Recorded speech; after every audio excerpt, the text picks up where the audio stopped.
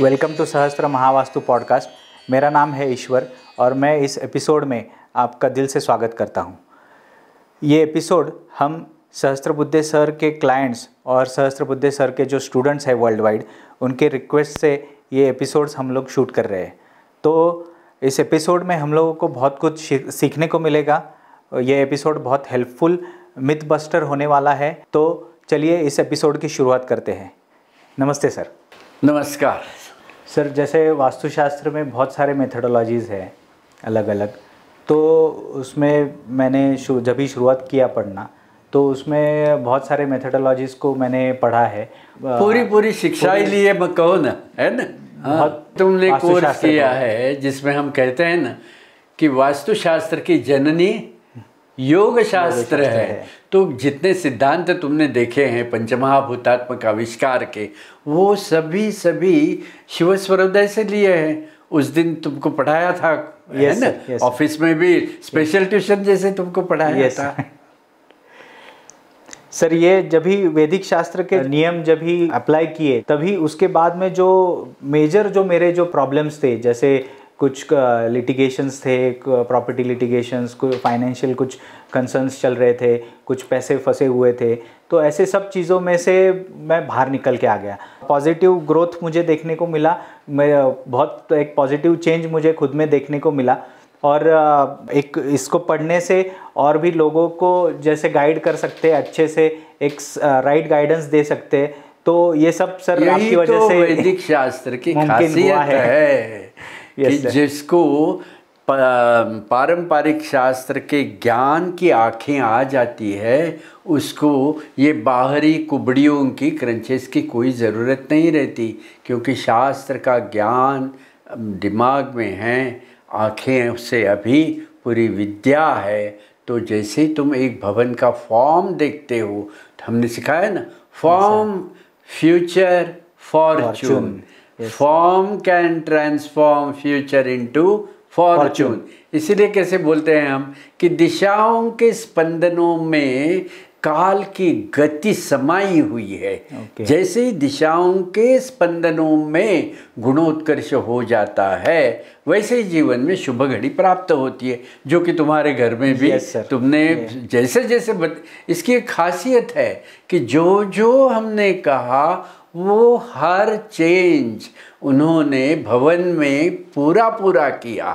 तो कहे सो करे सो पाए, इस प्रकार की शास्त्र की गति, उसका तुमने तो अनुभव किया है। अभी जैसे अभी तुमने बेलगांव को गए थे, तो वहाँ के इतना बड़ा डॉक्टर, लेकिन उसको जिस तरीके से तुमने शास्त्र समझाया, उसने चेंजेस किए, तब से गए 8 महीने से उसकी प्रैक्टिस में कितना सुधार हो गया है। यही तो शास्त्र की अहमियत है। कहे सो करे सो पाए।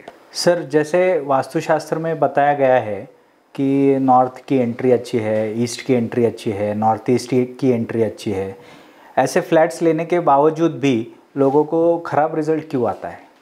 देखो, जो पारंपरिक शास्त्र है उसका जोड़ ज़्यादातर पृथ्वी तत्व से है, और वही पारंपरिक शास्त्र जब मॉडर्न आर्किटेक्चर के साथ तुम जोड़ते हो, तब वो ऊर्जा निकष के माध्यम से देखना चाहिए। जैसे उत्तर ईशान्य पूर्व से योग शास्त्र में जो जैसे मालूम है तुमको कि चंद्र ईडा नाड़ी के शुभ संकेतदायी प्रवाह चलते हैं, और दक्षिण नैऋत्य पश्चिम से पिंगला नाड़ी के क्रूर और कठिन कर्मा प्रवाह चलते हैं। तो आज की फ्लैट संस्कृति में जब दरवाज़ा जो है, प्रमुख दरवाज़ा, प्रवेश जो है वो उत्तर की तरफ रहता है, तब उस भवन में मैक्सिमम लाइट कहाँ से आती है? साउथ से, दक्षिण से आती है। या अगर किसी भवन का प्रवेश पूर्व दिशा से, जैसे पूर्वाभिमुख है, तो उसमें ज़्यादा से ज़्यादा लाइट कहाँ देखी है आपने? वेस्ट, पश्चिम से देखी हुई है। मतलब जिस भवन में दक्षिण नैऋत्य पश्चिम से प्रकाश के स्पंदनों का आक्रमण रहता है, वहाँ पर सूर्य नाड़ी का प्रभाव रहता है, अमल रहता है, सत्ता रहती है। तो उसमें क्या हो जाता है? जैसे सिखाया है, तो विपदा, विकार, विनाश, विलाप और विद्रोह जैसे विषमय प्रसंग अनुभव होने की संभावना है। ये योग शास्त्र का सिद्धांत है और उसी तरीके से लोगों को अनुभव आता है। मतलब आज के आर्किटेक्चर में जब पारंपरिक शास्त्र का अवलंबन करना है तो सर्वाधिक महत्व ऊर्जा निकष को देना चाहिए। किस प्रकार से रोशनी का, प्रकाश का अमल उस भवन में प्रतिष्ठित होता है, उस प्रकार से वो घट में जो आकाश तत्व है उसका स्पंदन साइम्युलेट हो जाएगा और उसी के तरीके से जीवन में घटना का अनुभव आ जाएगा। इसीलिए देखना क्या है? प्रकाश देखना है। आकाश, प्रकाश, ऊर्जा और ऊर्जा। और दूसरी तरफ क्या है कॉम्प्लीमेंट्री एलिमेंट? पृथ्वी तत्व, जड़त्व, गुरुत्व। तो आग्नेय, दक्षिण, नैऋत्य, पश्चिम दिशाओं में अगर पृथ्वी तत्व, जड़त्व, गुरुत्व प्रतिष्ठित है और वायव्य, उत्तर, ईशान्य और पूर्व दिशाओं में अगर आकाश, प्रकाश और ऊर्जा का बहाव है, स्पंदन है, तो ऐसे भवन को हम एक तरीके से स्वर्ग समान स्थैर्य, क्षेम, आयु, मांगल्य और कल्याण जैसे पारंपरिक शब्द है ना, तुम्हारे मॉडर्न लैंग्वेज में कहते हैं तो क्या कहेंगे? स्टेबिलिटी, पीस, प्रॉस्पेरिटी, प्रोग्रेस, यही तो कहोगे ना। तो इसका अनुभव आने के लिए भवन में उत्तर, ईशान्य, पूर्व का प्रभाव रहना चाहिए। दक्षिण, नैऋत्य, पश्चिम में तो किसी भी प्रकार से पृथ्वी तत्व प्रस्थापित करना इजी है ना। ये कॉन्सेप्ट सर बहुत लोगों को क्या है कि इतना पहले से प्रचलित हो गया है ये चीज़ कि नॉर्थ ईस्ट की एंट्री ले लो, अच्छा है।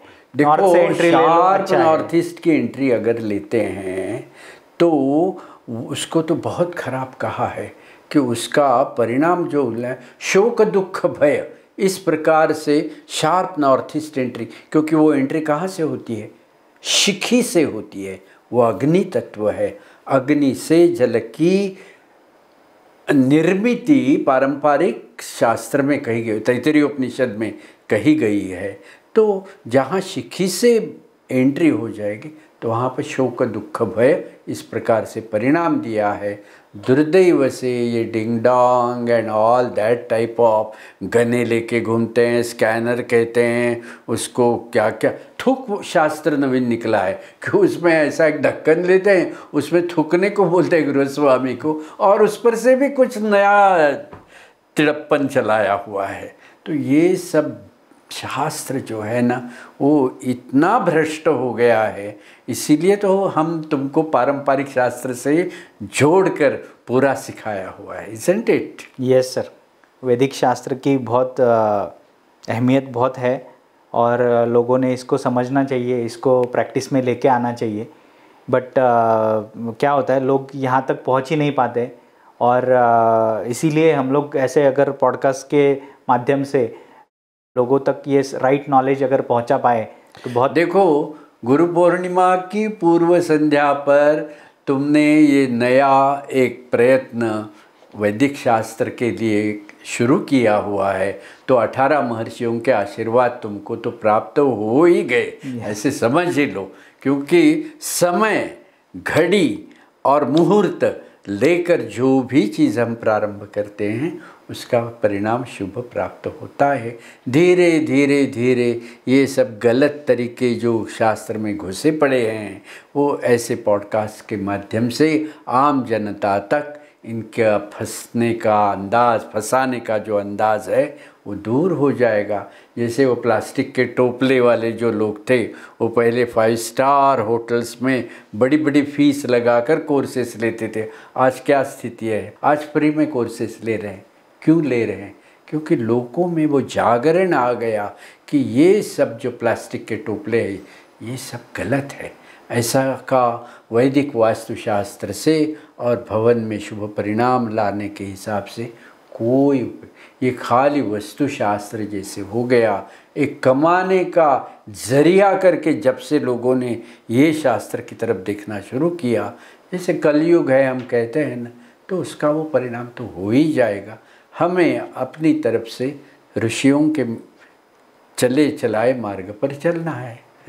Yes sir, being a structural engineer आपने बहुत अच्छे रेमेडीज़ को या फिर वास्तुशास्त्र में अच्छे से मर्ज हो जाए वास्तु में, ऐसे रेमेडीज़ का आपने इन्वेंशन किया। तो ये जो व्यू था आपका, वो उसकी वजह से क्या हुआ कि एक जो भी रेमेडी है वो एक कंस्ट्रक्शन में मर्ज हो जाती है, ऊपर कुछ दिखता नहीं है और लोगों को उसके रिजल्ट भी आते हैं और दिखने में भी ऐसा कुछ दिखता नहीं कि ऐसा कुछ किया है करके। योग वशिष्ठ में जो सूत्र तुमको सिखाया था, सत्ता सामान्यम अखिलम वास्तु तत्वम इहोच्यते, तो ये जो सामान्यम टर्मिनोलॉजी जो है तो वही है कि तुमने जो उपाय शास्त्र का अवलंबन किया है वो पूरा का पूरा उपाय शास्त्र उस आर्किटेक्चर के साथ, वो इंटीरियर्स के साथ मर्ज होना चाहिए। किसी ने बताना नहीं चाहिए, अरे ईश्वर क्या तुमने घर में वास्तुशास्त्र किया है। इस प्रकार से जब कोई कहेगा मतलब वहाँ पर वास्तुशास्त्र फेल है, ऊपर से लगाई हुई चीज़ें हैं जो आर्किटेक्चर के साथ जाती नहीं।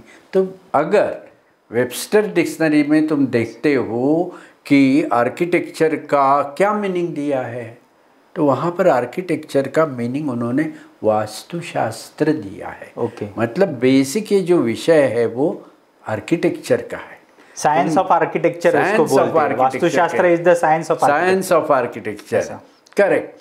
तो इसीलिए तुम कंस्ट्रक्शन से जुड़े हो, इसलिए तुमको हमने इसमें बढ़ावा दिया है कि सीखो, साथों साथ वो तुम्हारा धंधा तो चलता रहेगा, लेकिन ये लोगों को धन दा, कामदा, भोगदा करने वाली जो उत्तर दिशा की ऊर्जा है उसका बहाव कैसे हो, ये इसीलिए सिखाया हुआ है ना। पारंपरिक शास्त्र में जैविक ऊर्जा को उत्तर के स्पंदनों के लिए 3 टर्मिनोलॉजीज यूज किए कि धनदा, भोगदा, कामदा, मतलब धन की प्राप्ति है, सेंशुअस प्लेजर की प्राप्ति है और इच्छा पूर्ति की प्राप्ति है।